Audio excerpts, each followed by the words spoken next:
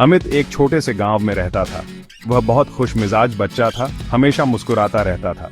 गांव का जीवन बहुत सादा था। अमित को अपने दोस्तों के साथ खेलना बहुत पसंद था।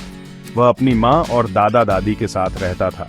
उसके पिता का देहांत तब हुआ था जब वह बहुत छोटा था।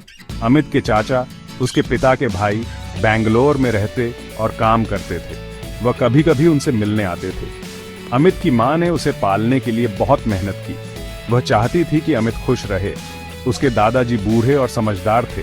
वह अमित को कहानियां सुनाते और उसे जीवन के बारे में सिखाते थे। अमित को अपने दादाजी की कहानियां सुनना बहुत अच्छा लगता था।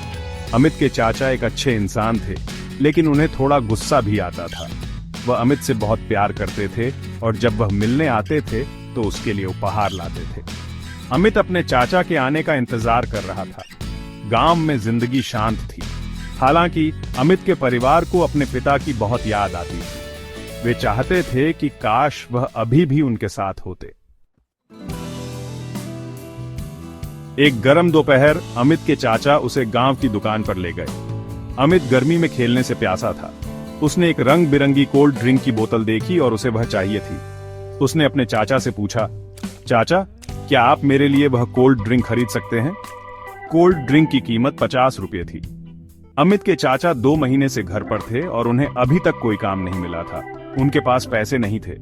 उन्होंने अमित से कहा, आज नहीं बेटा, मेरे पास अभी पैसे नहीं हैं। लेकिन अमित ड्रिंक लेने के लिए बहुत जिद कर रहा था। उसके बार बार पूछने पर उसके चाचा को गुस्सा आ गया। मैंने कहा ना, आज नहीं।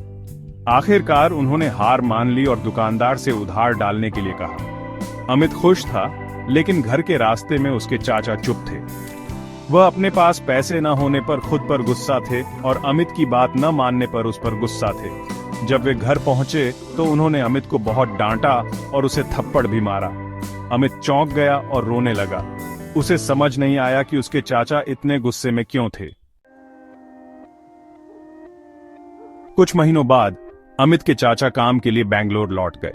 अमित को राहत मिली कि उसके चाचा चले गए, लेकिन वह दुकान पर हुई घटना को नहीं भूल सका।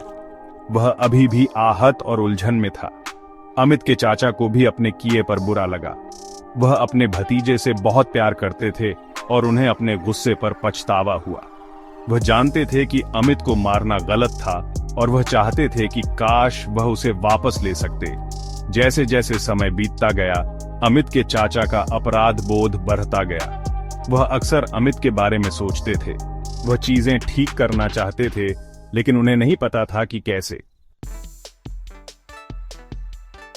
एक साल बाद अमित के चाचा गांव लौट आए। यह सालाना गांव के मेले का समय था।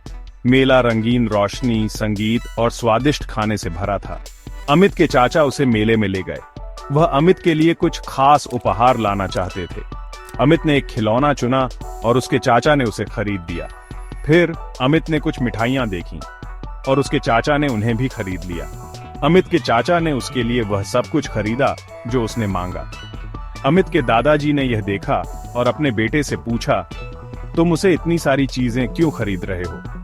अमित के चाचा की आंखों में आंसू आ गए। मैंने गलती की है पिताजी, उन्होंने कहा। पिछले साल मैंने अमित को मारा था क्योंकि मेरे पास उसे कोल्ड ड्रिंक खरीदने के लिए 50 रुपये नहीं थे। मैं गुस्से में था और निराश था, लेकिन मैंने जो किया उसके लिए यह कोई बहाना नहीं है।